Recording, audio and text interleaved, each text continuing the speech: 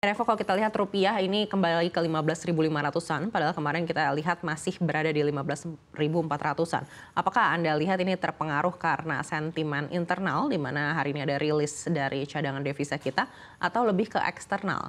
Oke, jadi kalau kita cermati memang rupiah sempat 15.490 di bawah 15.500, kemudian hari ini bertengger kurang lebih 15.535, 15.540 ya.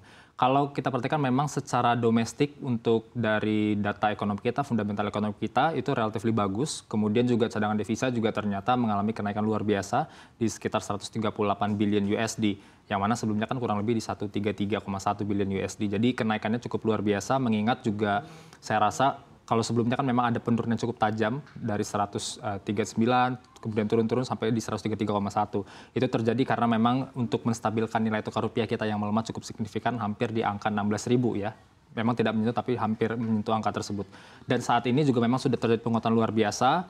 Kemudian hal itu memang terjadi karena ada The Fed juga nampaknya tidak akan lagi naikkan suku bunga. Kemudian kita juga sudah di angka 6% suku bunganya, jadi ada selisih spread di sana yang cukup besar, sehingga rupiah juga menguat cukup tajam. Capital inflow juga terjadi. Nah, maka dari itu saya rasa memang cukup jelas kenapa cadangan devisa kita mengalami kenaikan.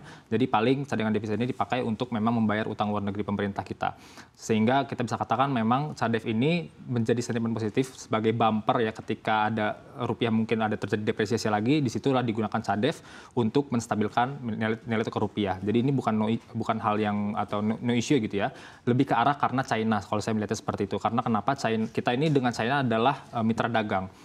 Tujuan utama ekspor kita itu salah satu yang paling besar itu adalah China. Jadi ketika ada China mengalami perlambatan di sana, aktivitas ekonomi juga tidak jalan di sana, otomatis akan sangat terdampak dengan ekspornya kita gitu. Yang mana mostly kurang lebih mungkin sekitar 25-30% ekspor kita itu ke China gitu dari total ekspor kita, migas dan non migas kalau dijumlahkan. Sehingga ketika terjadi pelemahan di sana, impor mereka terhadap Indonesia akan melemah. Itu yang membuat juga kemungkinan juga kita akan ada terdampak sedikit untuk aktivitas ekonomi kita. Mungkin nanti untuk GDP year on year juga mungkin kita tidak akan terlalu tinggi juga, tapi saya rasa mungkin masih bisa di angka 5%-an. Bagaimana dengan sentimen suku bunga global? Ini kan kalau melihat psikologis investor global sudah sangat optimis sekali kalau The Fed ini akan dovish begitu. Apakah Anda lihat ini juga mempengaruhi pergerakan kurs kita?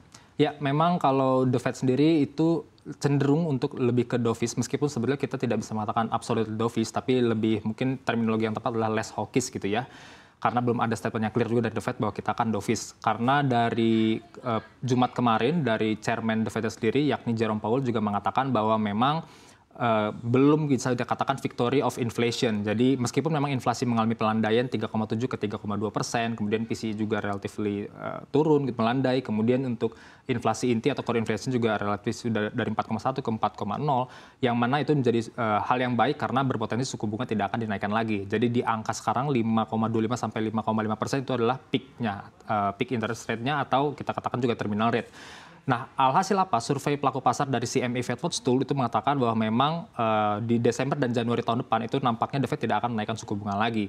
Sehingga bahkan di pemangkasan suku bunga itu yang awalnya Juni 2024, kemudian maju ke Mei, kemudian maju lagi ke Maret 2024. Saat ini seperti itu surveinya. Itu yang membuat optimisme pasar juga untuk melihat bahwa memang emerging market, salah satunya Indonesia, itu menjadi negara yang baik untuk lakukan investasi. Akhirnya capital inflow pun terjadi di kita, SBN dan sebagainya. Juga kalau kita cermati untuk US Treasury tenor 10 tahun dan SBN kita tenor 10 tahun, itu spreadnya sudah di atas 240 basis point. Artinya imbal hasil kita ini relatif cukup menarik, sehingga capital inflow terjadi masuk ke Indonesia.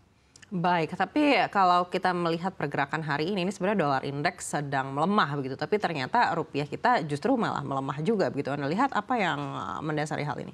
Yang mendasari hari ini kenapa ada pelemahan atau maksudnya relatively masuk kembali lagi 15.500, saya rasa ada dua. Yang pertama mengenai China tadi, jadi perlambatan aktivitas ekonomi di sana itu membuat juga nampaknya perekonomian kita, roda perekonomian kita tidak begitu terlalu cukup kencang gitu ya. Jadi nanti akan berdampak ke pertumbuhan ekonomi dan lain sebagainya.